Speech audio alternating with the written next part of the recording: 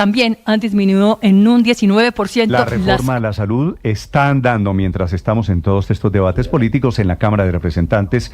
Han aprobado ya la inmensa mayoría, faltan solamente 8 artículos. Ayer aprobaron 23 de los 62 en total. La ponente de la reforma a la salud del Partido Liberal, doctora María Eugenia Lopera. Representante, buenos días. Gracias, hermano. Cuídate. Chao. Doctora Lopera, buenos días. ¿Me escucha, doctora Lopera? Y la oigo. ¿Se me fue? ¿No está? ¿Está o no está? Ricardo. Mire, para hoy citaron, Néstor, a las 9 de la mañana la plenaria de la Cámara de Representantes para terminar el bloque de 13 artículos que faltan por ser aprobados. Falta además una serie de artículos nuevos que no están incluidos en ese paquete, pero el gobierno está muy optimista frente al hecho de que van a ser aprobados. La conversión de las EPS en gestoras de salud, la conversión de la ADRES en el gran pagador de la salud. Sí. Doctora Lopera, ¿me escucha? Sí, señor. Bueno, le agradezco si me atiende un par de minutos. Quisiera preguntarle, esta reforma a la salud, con lo que está pasando, ¿ustedes ya la sienten aprobada en la Cámara de Representantes? ¿Cómo está el ambiente? Muy buenos días para todos. Pues el ambiente ha estado bien, pero hasta que no se vote título y pregunta, no estará aprobada. Doctora Lopera, ¿usted hace parte del liberalismo petrista? Yo hago parte del liberalismo. Vale. ¿Y estos términos en los que está siendo aprobada la reforma a la salud, la dejan a usted tranquila? ¿El jefe de su partido de liberalismo no está muy de acuerdo? Néstor, ¿por qué me deja tranquila? Primero, porque es una iniciativa que, a diferencia de lo que dicen algunas personas, se ha concertado con todo el mundo desde septiembre. Yo creo que recuerdan, se instalaron unas mesas técnicas con gremios, con prestadores, con EPS, con personal médico, con empleados del sector salud, con el gobierno y con sindicatos, o sea, con todos los actores del sistema, y se vinieron trabajando punto por punto, artículo por artículo. Posteriormente se redactó y se modificó el texto original que traía el gobierno, enriquecida con todas esas mesas técnicas, y nos demoramos también bastante, creo que alrededor de 3 semanas haciendo la ponencia. Y posteriormente se debatió en la Comisión Séptima también un largo debate con todos estos elementos, y luego desde noviembre radicamos en plenaria el texto de la ponencia y se ha venido discutiendo desde noviembre. Entonces, los que dicen que no se ha discutido es absolutamente falso. Es una de las reformas más discutidas, aunque todas han sido muy discutidas, Néstor. Esta ha tenido, con las mesas técnicas y la inclusión de todos los actores, un gran debate. Por eso me deja tranquila, Sí. Néstor. Doctora Lopera, ¿por qué no han subido a plenaria ni el ministro Jaramillo ni el director del ADRES a explicar los artículos que están siendo aprobados? Porque eso es una función no del gobierno, sino de los coordinadores ponentes. Y ahí hemos estado atendiendo las solicitudes. En lo personal, yo soy de profesión ingeniera, soy una mujer muy técnica y respondo siempre lo puntual y lo técnico. A insultos o a comentarios o a puntos de vista, intento ser respetuosa porque cada cual tiene su punto de vista, pero siempre respondemos los coordinadores ponentes, que para eso nos eligen. Doctora Lopera, desde el punto de vista técnico, que me dice es lo suyo, ¿cuánto vale esta reforma a la salud? Néstor, los que dicen que no hay un aval, sí lo hay unas aval del Ministerio de Hacienda, es alrededor de 100.000 millones de pesos anuales y va incrementándose entre el 3.5%. Pero tan no hay aval. Néstor, está proyectado a 10 meses, a 10 años, perdón. Tan no hay aval que el ministro de Hacienda dijo que lo presentará el aval fiscal en su momento. No, lo que sí hay aval, cómo se presentó en su momento la reforma a la Comisión Séptima. Lo que pasa, Néstor, es que con cada modificación que se le hace a un artículo, obviamente las cifras se modifican. Ejemplo, Habían unas prestaciones que en la ponencia original eran para todas las mujeres, que no fueran hoy cotizantes, pudieran tener un subsidio, por decirlo de alguna manera, las lactantes después del parto viable de 3 meses de medio salario mínimo. En la ponencia lo redujimos o lo acotamos a que fueran solo las mujeres focalizadas en los niveles A, B, C del CISBEN.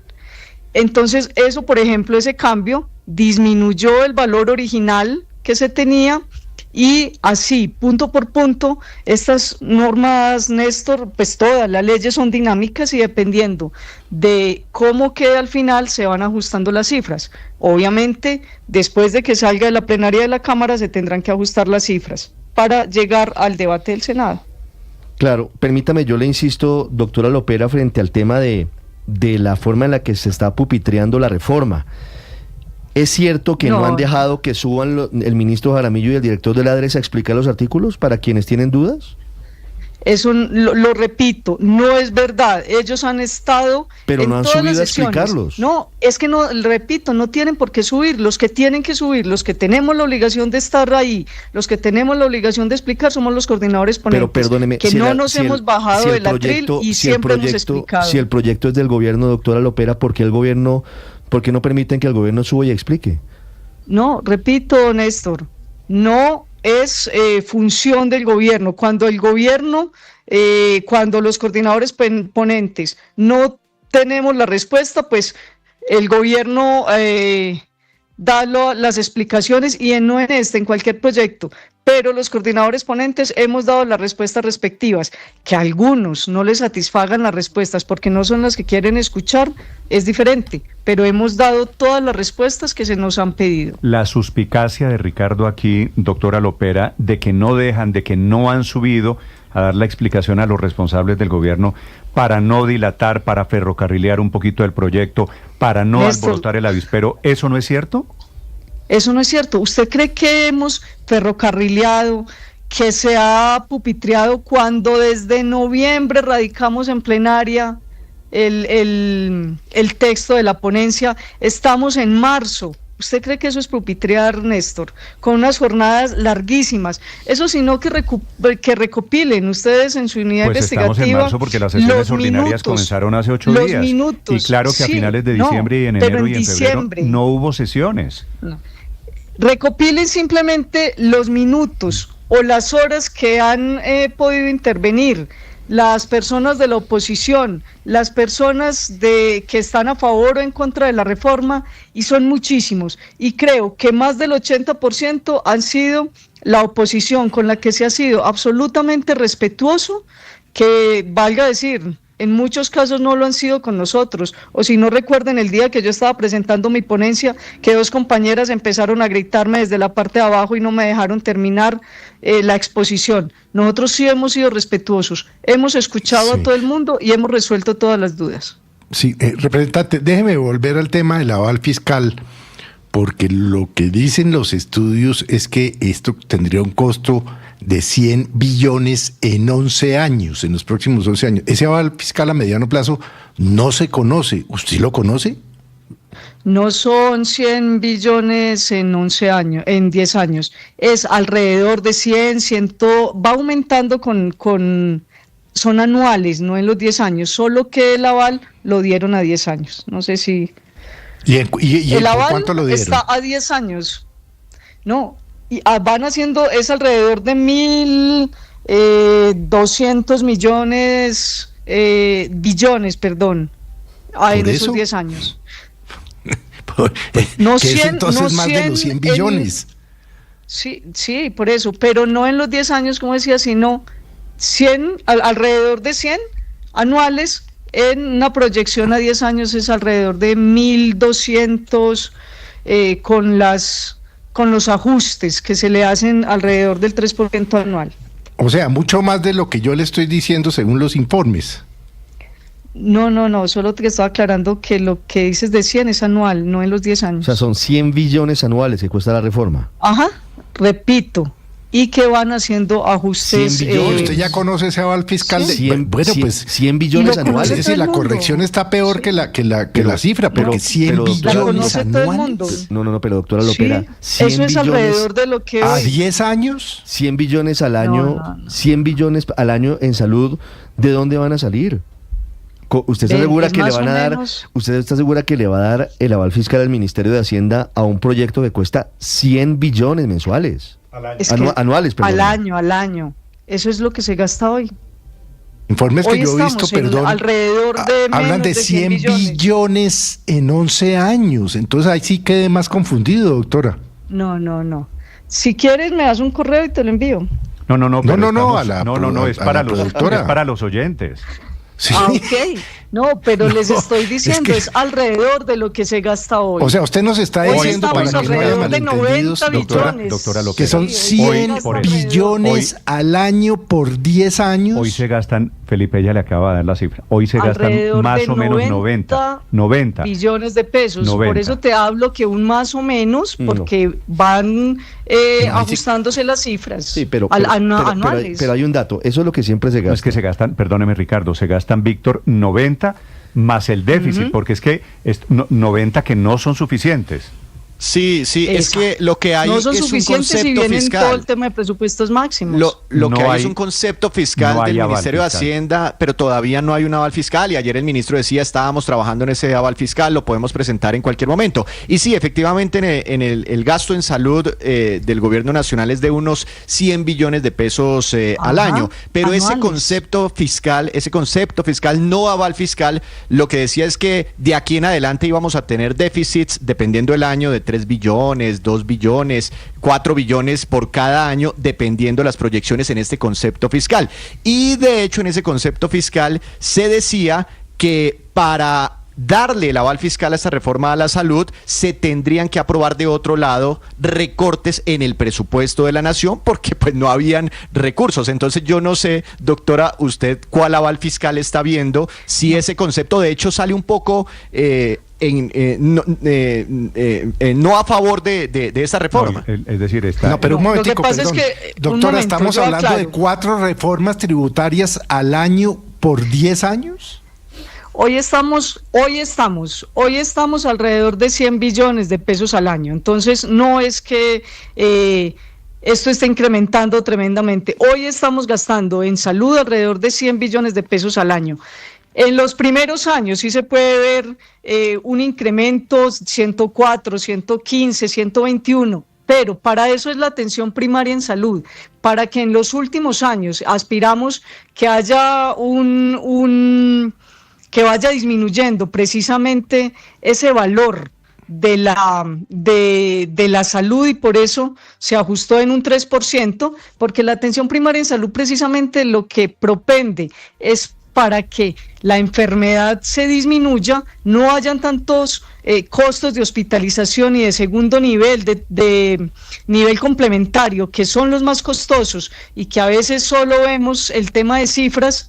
Mire, Néstor, mi hermano murió de cáncer porque no le diagnosticaron a tiempo, y esto a veces solo se ve en un tema de cifras que es muy importante. Pero mire, doctora pero Lopera, esta es una reforma, sí. permítame Si van a terminar, curar los pero enfermos esta de es una cáncer con la reforma, reforma a la salud, pero pues, no, esta es una qué reforma bueno. a la salud, y repito, las cifras. Alrededor de 100 billones de pesos se gastan hoy. A 2034 estaríamos hablando de alrededor de 156 billones de pesos al año, con los ajustes que le digo más o menos de un 3%, pero la idea es que la atención primaria en salud sirva para que se disminuya el costo de la enfermedad usted me y dice- no hayan tantas muertes, Néstor. Sí, ¿a su hermano no lo atendieron del cáncer que tenía? Le diagnosticaron, y no quiero hablar de un tema personal que me duele, le diagnosticaron tarde y por eso murió a los 34 años, porque le diagnosticaron tarde el No, pero la cáncer, y culpa cuando de- se lo la diagnosticaron culpa- de la EPS y la del culpa de sistema que no atiende, sino que espera que la gente se enferme para atenderla. Eso no es cierto, y esto eso a no es veces cierto, sí es cierto. esto no es cierto, Yo soy doctora víctima Lopera. de eso, No, y repito, lamento es un tema mucho que le haya doloroso ido mal para con su mí, y hermano. no quiero A mi hablar con mamá mi hermano, también la que está haciendo un diagnosticaron, tema técnico. doctora Lopera, mi mamá también se murió de cáncer, la diagnosticaron tarde, pero no por culpa del sistema de salud, porque es una enfermedad Sí, que es así, que no, sí, no, es no siempre si se hubiera diagnosticado a tiempo no usted me hubiera dice muerto. que los eficientes sistemas de salud en el mundo la gente no se muere de cáncer. No, señor, no estoy Dígame, diciendo ¿en eso. qué Estoy país la diciendo gente que no se si se muere de cáncer, diagnostica a doctora tiempo, Lopera? que si... No estoy diciendo eso, Néstor. No coloque palabras en mi boca. Usted me está diciendo, estoy diciendo, me está diciendo que por si su se experiencia diagnostica personal, a tiempo, la culpa es del sistema de salud. No. Si se diagnostica a tiempo en mi experiencia personal y en la experiencia de miles, de millones de colombianos, si se diagnostica a tiempo, no habrían tantas muertes. Pero aquí esto no pareciera para algunos una reforma a la salud, sino una reforma tributaria. Esto es un complemento de los dos. Se tienen que salvar vidas, es una reforma a la salud y se están siendo responsables con el sistema, con la prevención y con la parte fiscal, Néstor. Si aprueban la reforma a la salud, les deseo la mejor de las suertes, evitando Muchas que se muera la gracias. Yo gente, también espero evitando que se muera la gente en Colombia. Doctora Lopera, gracias por atendernos. Que estén muy bien, hasta luego. Y deseo también suerte para Felipe, para cuando haya finalmente aval fiscal. Aval fiscal, Felipe, es un concepto de garantía del Ministerio de Hacienda de que hay plata, porque es que aquí todos podemos hacernos los genios inventándonos el mejor sistema de salud, pero si no hay plata, pues quedamos en las mismas. Eso es lo que no se conoce. ¿De dónde? momento. Yo pregunto, ¿de dónde van a sacar 100 billones? No, lo que pasa es que hay una parte que ya es de los anuales. aportes. No, pero en general. Pero es que hoy el sistema cuesta 90 billones anuales. Faltan 10 billones de Faltan pesos. 10 billones, que es una bastante barbaridad. que deben, además. Fíjense que Sí, el 10 concepto... billones en 10 años, que es a lo que está proyectado. Son 100 millones, ahí está la Ajá. cuenta, ahí están los 100 millones. Mire, en el concepto fiscal del Ministerio de Hacienda de esta reforma a la salud, que es la nueva posibilidad del gobierno, no está claro cómo van a financiar la atención en mediana y alta complejidad porque quedó gaseosa la parte de las fuentes de financiación. Tampoco se sabe de dónde van a sacar recursos para atender a 8 millones de pacientes de enfermedades crónicas y huérfanas. Ahora, agréguele a todo eso, si prevenir enfermedades, Felipe, significa hacer diagnósticos tempranos. ¿Cuántos dijo el ministro que había? 100 equipos de 6 personas. Si esas 700 que el presidente no Queda supo hacer las 83, cuentas. 100 equipos de 8 personas que al presidente Petro le dio 80.000. Si esas personas, Felipe, van a ser capaces de recorrer todo el país detectando el cáncer, Están el del hermano de la matando el señora sistema Lopera, de salud o poco el de a tantos poco. enfermos. En Quiero saludar las últimas horas, Néstor, un dato adicional. Aprobaron en la Cámara de Representantes una proposición que cuesta un punto del PIB, aproximadamente cuesta 17.5 billones de pesos. Es que están en la etapa de Y entonces, pues la piñata. aprueben eso sin plata, sin tener... hagámosle, Y después, aprobemos. ¿Y después de dónde la van a sacar? Y después, Doctora Catherine Jubinao, es representante a la Cámara. Buenos días. Muy buenos días, Néstor, a toda la mesa y a las ciudadanos y ciudadanas que nos escuchan. Doctora Jubinao, ¿cuáles son sus reservas sobre esta reforma a la salud?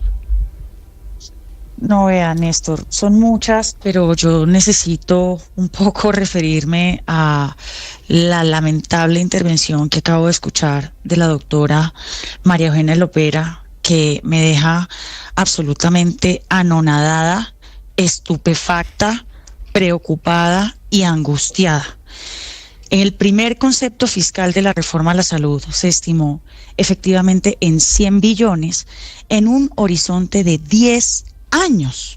¿Cómo se le ocurre a la doctora Lopera, la ponente, decir que eso es 100 billones al año, pero que además eso es lo que cuesta el sistema hoy? Lo primero que habría que explicarle a la ciudadanía es que el impacto fiscal que se estima de la reforma a la salud para su implementación es adicional a lo que cuesta hoy, por amor a Dios. Hoy puede estar costando entre 80 y 90 billones de pesos el sistema. Lo que se habla de los 100 billones en un horizonte de 10 años son adicionales. Por eso hemos dicho desde el principio que esto es una reforma de papel. Esto es una reforma de mentiras porque no tiene plata, y si hay algo que le ha quedado claro a este país es que en este gobierno ni siquiera saben sumar del presidente y de ahí hacia abajo. Permítame simplemente terminar esta parte del aval fiscal explicándoles a ustedes y a los ciudadanos que en el segundo aval fiscal, que tampoco es un aval fiscal, habría que decir, es un escenario de factibilidad lo que le ha entregado el Ministerio de Hacienda al Congreso, y eso no es un aval fiscal. Es un concepto, para ser claros, no es aval fiscal. No es un aval, es un escenario de factibilidad. Así en esos términos nos ha dicho el Minhacienda. Vean lo que eliminaron de este segundo escenario de factibilidad. Es decir, al eliminarlo del concepto es que no hay plata para esto. Primero, 8.1 billones de pesos para la construcción de los CAPS, que según ellos son uno de los ejes centrales, que va a ser la puerta de entrada al sistema, etcétera, etcétera. Pues quitaron la plata para eso. 1 billón de pesos para desarrollar el sistema de información interoperable, que ellos dicen que también va a ser la panacea, pues también le quitaron la plata. Le quitaron 8.7 billones de pesos a la formalización del talento humano en salud. Ojo, esta es una de las banderas del petrismo, la dignidad de los trabajadores, hay que formalizar a los trabajadores. Pues carreta, en la reforma a la salud no contemplan dineros para formalizarlos. Eliminaron 2 billones de pesos para sanear los pasivos de Nueva EPS, que se supone que se va a convertir en gestora. Entonces, ¿cómo la van a convertir en gestora si no dejaron los 2 billones de pesos para hacer eso? Y tampoco contemplan la plata para la creación del Fondo de Infraestructura y para los servicios complementarios en salud. Doctora Entonces, Juinao, esto es lamentable. sobre ese tema de platas, quisiera preguntarle el papel de la ADRES, que se va a convertir en el gran banco, en el gran pagador, un poquito sin garantías, pagándole directamente a clínicas y hospitales. ¿Eso mejoraría el sistema de salud? Lo de la ADRES es absolutamente terrible. Y Néstor, para responderte directamente, esta reforma no mejora el sistema de salud, agrava los problemas, no los resuelve, los profundiza. Que la ciudadanía también sepa y no se deje engañar del gobierno. Aquí han intentado decir que es que los que estamos en contra de la reforma es que estamos defendiendo las EPS, es que estamos defendiendo el sistema actual. Carreta, nosotros siempre hemos sido defensores de la necesidad de una reforma a la salud. Lo que pasa es que esta reforma a la salud es perversa y lo de la ADRES es la muestra. Una entidad que hoy es relativamente pequeña, que no tiene más de 300 trabajadores de planta, que no contrata, ojo, ahorita ADRES no tiene ni la responsabilidad de contratar a las clínicas y prestadores, que maneja más o menos 370,000 transacciones al año, ahora va a contratar a toda la red en el país. Estamos hablando de cerca de 60,000 prestadores que tendrá que contratar uno a uno en negociaciones uno a uno la ADRES. Ojo que esto es ya lo que hace la fiduprevisora con el modelo de los maestros, que apenas les ha tratado contratar cerca de 800 prestadores y ya con eso están toteados. Ahora imagínense la ADRES contratando directamente disque 60,000 prestadores. Van a pasar de manejar cerca de 357,000 transacciones año a 800 millones de transacciones al año. Estamos hablando de que en el sistema de salud se manejan cerca de 60 millones de transacciones al mes.